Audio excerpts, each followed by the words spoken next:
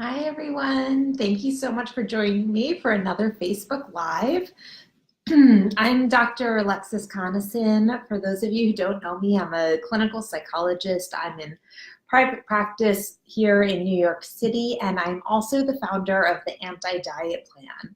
The Anti-Diet Plan is a mindfulness-based program designed to help you make peace in your relationship with food, to eat in ways that feel more natural and more attuned to your body, and really just to kind of get out of this really tormented relationship that so many of us have with food, and that so many of us have had with food and our bodies for most of our lives. I don't know about you, but I know for myself and for so many of the clients that I work with, we spent most of our lives hating ourselves, hating our bodies, feeling like our bodies aren't good enough, like we have to do everything we can to try to mold our bodies into becoming something other than they currently are so that we can gain acceptance and love and validation and all the things that we think are going to go along with thinness, including health, because that's what our culture teaches us, is that weight loss is the only path to health, happiness, and well-being. And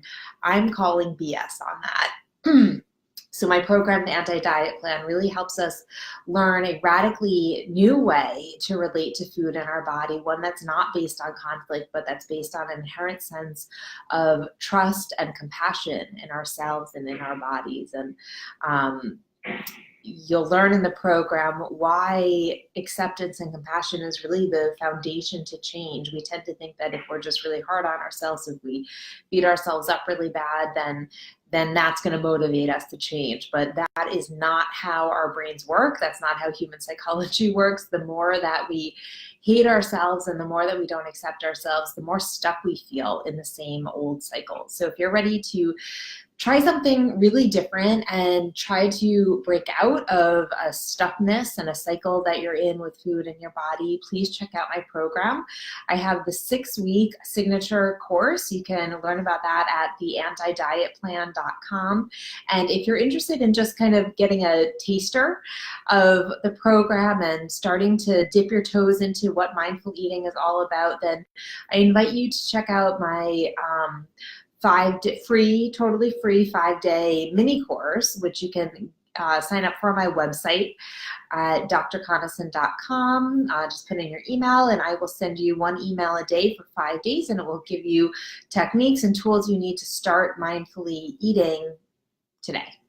So, all right, and I wanted to dive in now to our topic for today, which is the connection between emotional eating and our weight. And this idea that if we can just cure emotional eating, then of course we'll all be thin. And this is going to be our second to last Facebook Live for the season. So we're going to be chatting today, and then we have next week's live event, and then we're going to be taking a break until September. So I'll still be in touch by Facebook and on social media, but I won't be doing these lives over the summer. But I hope that we will all stay connected. So anyway, our topic for today, and I'm curious to hear people's experiences with this, because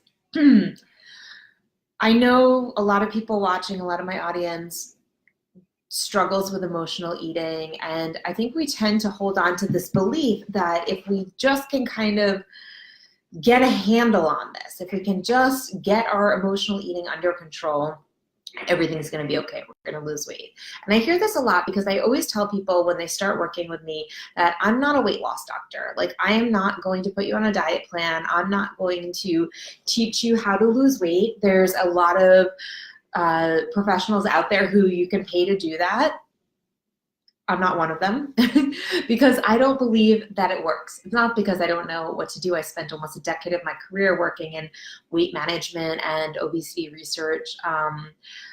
I know what the strategies are. I just don't think that they work. And if anyone's ever tried dieting, you've probably experienced this firsthand, right? Is that you can stay on it for a certain amount of time, maybe lose a little bit of weight, but ultimately long-term, these plans are not sustainable.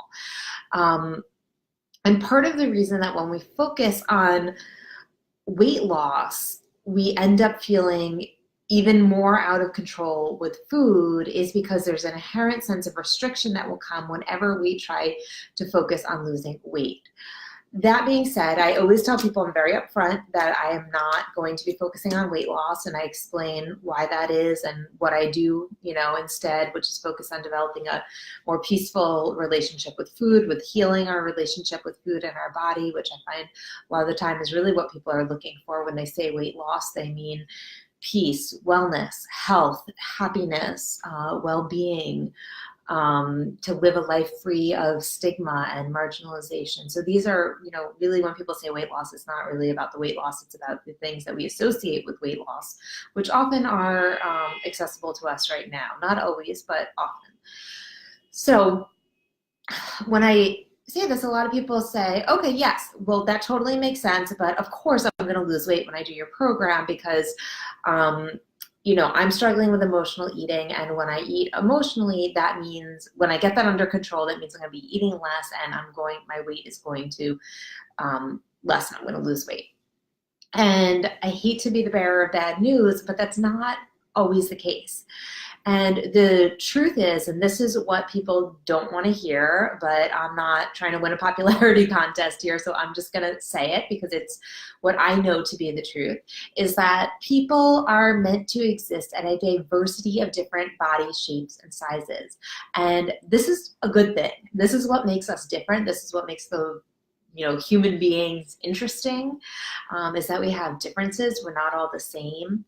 And the more that we can kind of accept and appreciate the diversity of different body sizes, the more that we're going to be able to develop that healthier and happier and more peaceful relationship with food and gain a lot of the things that we do attribute to weight loss right now, right? So when we make the assumption that when we curb our emotional eating, then we're going to lose weight, it makes the assumption that we're all supposed to be thin, and that is the only right body size that we can be. And it's not true. So, that's one reason that I think that when we, there's this misconception, and I see this a lot because I see a lot of programs that are about managing emotional eating, and they promise weight loss. They say, lose weight by curing your emotional eating, lose weight by treating binge eating or whatever. And I just think this is so misleading, and it really capitalizes on diet culture and this yearning that we all have to lose weight because that's what we're taught is the good thing, is the right thing to do. And when that doesn't materialize, when we do these plans or these programs and we don't lose weight, often we feel really discouraged. We feel like we're doing something wrong, we're the problem, here's another thing we're failing at, and it leads into that vicious cycle. So, and another thing that I think is really that I want to emphasize here is that emotional eating, on occasion is a totally normal part of eating. Right? So even the idea that if we can just stop all emotional eating, then we're going to be thin, nobody stops all emotional eating. Most people don't. Why would you want to? Because there's always going to be times that we want to have a slice of birthday cake when we're not hungry because we want to celebrate. That's emotional eating.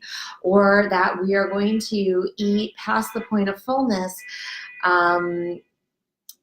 because we're tuning out and zoning out to the TV, and that is totally fine. Everybody does these things sometimes. So even the idea that we're going to eliminate all emotional eating, I think is really kind of a product of diet culture and this restrictive mentality.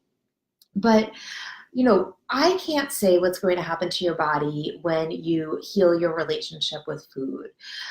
Weight is really complicated, and there are, in addition to the natural diversity of body shapes and sizes, people, are weight cycling, and, just our histories with our bodies impacts what our kind of set point weight is. And we all have a comfortable weight that our body is going to settle at that can be maintained without a sense of deprivation and struggle and not eating the things that we want and, being at war with ourselves, basically. You know, our natural body weight is one that is maintainable and sustainable without Herculean efforts. It's just where our body rests when we're going about living our lives. And it changes over time. It changes as we mature, as we age, it changes with different life events, with pregnancy, with menopause, you know, and these things are also protective. These are our body's ways of protecting us. So I really don't think that we can know what is best for our body. The best thing that we can do is trust our body and trust that our body will stabilize at a healthy weight for us when we're able to heal our relationship with food. So what I encourage people to do is move away from focusing on weight loss, move away from the numbers on the scale.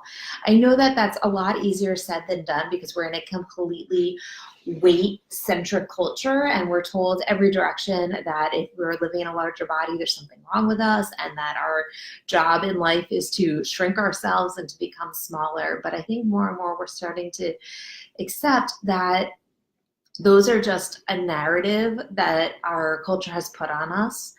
And it's not true, it's harmful to us, and it keeps us stuck, right? It keeps us stuck spinning our wheels, trying to attain a perfect body rather than like going about and living our lives. So what I would encourage you to do is rather than focusing on weight loss, which we don't have a tremendous amount of control over, is to focus on healing your relationship with food. And that means non-restrictive eating.